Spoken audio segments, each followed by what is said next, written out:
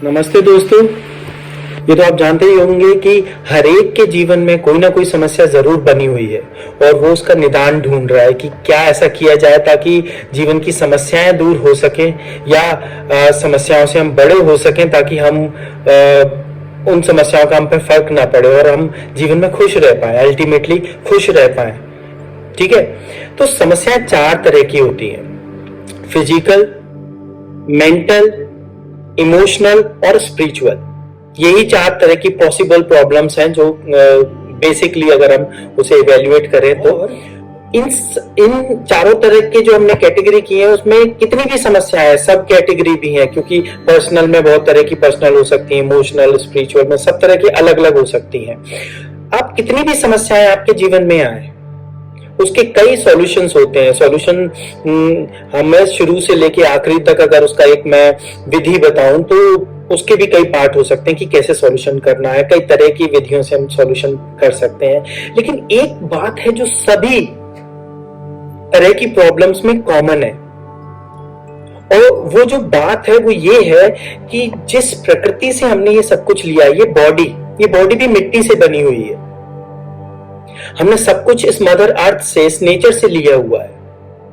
बिना उसके हम एग्जिस्ट ही नहीं कर सकते थे। हमने खुद को इंडिविजुअल मान रखा है। ये सबसे बड़ी प्रॉब्लम है हमारी। जब तक हम ये नहीं समझेंगे कि हम इंडिविजुअल नहीं हैं। मैं एक छोटा सा एग्जांपल देता हूं। Half of our breathing apparatus lying there on the tree.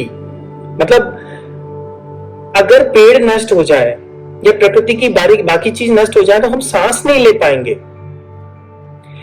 हम इतने फंडामेंटल लेवल पे अपने आसपास की सभी चीजों से जुड़े हुए हैं, हम इंडिविजुअल नहीं हैं। तो सबसे पहले ये स्वीकार करिए आप इंडिविजुअल नहीं हैं। जब आप इंडिविजुअल नहीं हैं तो दूसरी बात आती है कि आप प्रकृति के सभी तत्वों का आप पे उधार है। जब प्रकृति के बाकी तत्वों का आप पे उधार है तो आपको वो रिटर्न करना होगा। You have taken loan from mother nature. उसके बाद आप एग्जिस्ट कर पा रहे हो। और जब आप मन में इच्छा नहीं रखते जो कुछ आपने लिया है उसको लौटाने की, तो दुख उत्पन्न होते हैं। ये सबसे बेसिक और फंडामेंटल रीजन है। तो आपको लौटाने के बारे में सोचना है। तो प्रॉब्लम्स कई तरह की हैं। तो मैं अभी आपको एक एग्जांपल देता हूं। एक सर है, उन्होंने अपना रेस्टोरेंट खोला है, सब कुछ अच्छा चल रहा है, everything is fine, but in business sometimes problems come. Problem तो आती रहती हैं, कभी लिक्विडिटी की, कभी एस्टेब्लिशमेंट की, कभी एक्सपेंशन की, कभी एन नंबर ऑफ प्रॉब्लम्स है ना। उन प्रॉब्लम्स को आप उनसे डील करते हुए आगे बढ़ते हैं और अपनी सफलता के मार्ग पे आगे बढ़ते हैं। ठीक है, बट प्रॉब्लम इनके साथ प्रॉब्लम ऐसी है कि उन्हें फियर ऑफ फेलियर है। इनके पास सारे साधन है, सब कुछ है, सब कुछ अच्छा चल रहा है, फिर भी फियर ऑफ फेलियर है, कहीं जो मिला है वो खो ना जाए। तो इस पर्टिकुलर प्रॉब्लम के बारे में मैं आपको समझाता हूं। ये प्रॉब्लम क्या है? ये प्रॉब्लम है ना बांटने की प्रवृत्ति जो अंदर डेवलप हो गई है। अपने आप को इंडिविजुअल समझ लिया है कि मैं अकेले सब कुछ कर लूंगा। तो मैं और जीरो इन करता हूं और जूम इन करता हूं। मैं बताता हूं आप क्या कर सकते हो किसी भी सिचुएशन में अपने बिजनेस की, चाहे आप सफल हो चाहे ना हो। असफलता है तो वो भविष्य में है, सफलता है तो वो भविष्य में है, लेकिन वर्तमान में आप एग्जिस्ट कर रहे हो। You are running a business and you are running a business of food. I am sure आपका खाना जरूर बचता होगा, है ना।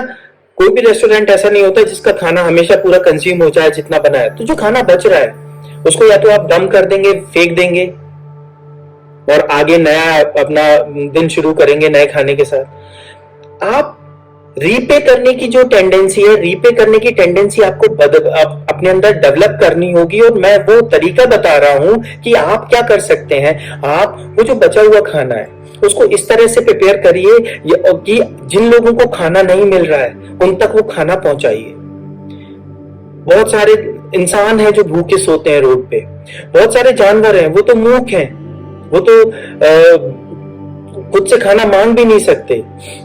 मेरी दादी हमेशा मुझसे कहती थी कि बेटा, मुझे अभी तक याद है, बचपन से ये सुनी हुई कहानी है कि बेटा ये जो जानवर हैं ये गूंगे साधु हैं, हमारे इंसानी साधु तो मांग के खा भी सकते हैं, लेकिन ये गूंगे साधु हैं, ये खुद के लिए कुछ नहीं कर सकते। इनको तुम्हें ही इनके बारे में सोचना होगा। ये उस प्रकृति के हिस्से हैं। तो मैं आपको बता रहा हूं आप क्या कर सकते हैं। आप बचा हुआ खाना उनमें डिस्ट्रीब्यूट कीजिए, तो एक तो वो डम करने से बचेगा, और दूसरा आप वो जानवर भी प्रकृति के हिस्से हैं। अगर वो एग्जिस्ट कर रहे हैं तो डेफिनेटली उनके रहने का कोई कारण होगा, प्रकृति ने उनको रखा हुआ है। एक माइक्रोब भी इंपॉर्टेंट है। उन माइक्रोब्स के बिना, हम मिट्टी में जो माइक्रोब्स होते हैं उसके बिना मिट्टी की उपजाऊ शक्ति नहीं बढ़ती। आजकल सदगुरु जो सेफ सॉइल मूवमेंट चला रहे हैं वो इसी के लिए चला रहे हैं कि मिट्टी की उर्वरकता बढ़ाइए, नहीं तो 35 साल बाद हमें उपजाऊ जमीन ही नहीं मिलेगी। क्या खाएंगे हम? एक दूसरे को काट के खाएंगे क्या? तो मैं ये बताना चाह रहा हूं कि हर एक माइक्रोब की भी महत्ता है प्रकृति में, तो इन जानवरों की भी है। तो आपके केस में आपका जो भी खाना बचता है आप उन जानवरों में, रोड साइड ऐसे लोग हैं जिन्हें खाने को नहीं मिलता है, 2-2 3-3 दिन भूखे सोते हैं, उनमें बांटिए। आप ऐसा कोई रास्ता निकालिए। आपको रिटर्न में क्या मिलेगा? सबसे पहले तो जब मैं प्रकृति की करता हूं, जब रीपेमेंट की करता हूं, तो आप ये मत सोचिए कि आपको उसके बदले में क्या मिलेगा। जब आपने लोन लिया है तो ईएमआई भरते वक्त आप ये नहीं सोचते ना इसके बदले में मुझे क्या मिलेगा। You have already taken loan from nature. Now it's time to pay EMIs. आपके केस में आप वो बचा हुआ खाना जरूरतमंदों तक पहुंचाएं, इसी से आप मदर नेचर को रिटर्न कर रहे हैं, आप कंट्रीब्यूट कर रहे हैं, और उसके रिटर्न में आपको कुछ नहीं चाहिए। आप बिलीव करिए आपके मन में इतनी शांति आएगी, और किसी भी बिजनेस में कोई सी स्ट्रेटेजी काम नहीं आएगी, कोई सी मार्केटिंग, कोई सी टैक्टिक्स काम में नहीं आती है, जब उस समय मदर नेचर काम में आती है। Believe me, I am talking about my experience. मेरा अनुभव ऐसा रहा है कि जब सारे रास्ते बंद हो जाते हैं और आप सही स्थिति में होते हैं, आप मदर नेचर को वापस करने की इच्छा रखते हैं और उस दिशा में प्रयास करते रहते हैं, तो मदर नेचर, ये प्रकृति, मां आदिशक्ति, न जाने कौन से रास्ते से आपको सफलता के द्वार खोल दे। और इसे कोई इमोशनल बात मत समझिएगा। मैंने कॉर्पोरेट वर्ल्ड के बाद अपना सारा जीवन मदर नेचर को समझने में, उनके साथ एक साथ होने में ही लगा दिया है। मैं उसी दिशा में काम कर रहा हूं। तो मेरी फाइंडिंग्स हैं, मेरी रिसर्च की फाइंडिंग्स हैं कि when you think of giving without any expectation, nature turns back with huge rewards. आप उन रिवॉर्ड्स के बारे में भी मत सोचिए, ठीक है।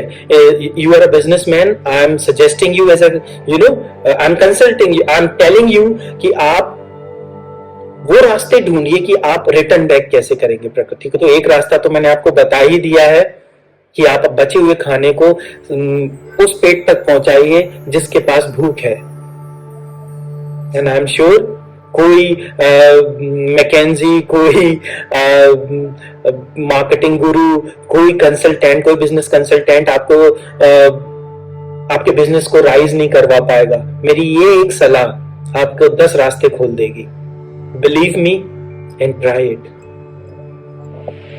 और ये तो मैंने बिजनेस का एग्जांपल दिया था। एक और एग्जांपल मैं देता हूं जो मेरे पास आए हैं। एक मैडम है, वो एक बहुत अच्छी फाउंडेशन चलाती हैं, तो उनके बारे में very soon I am going to meet her.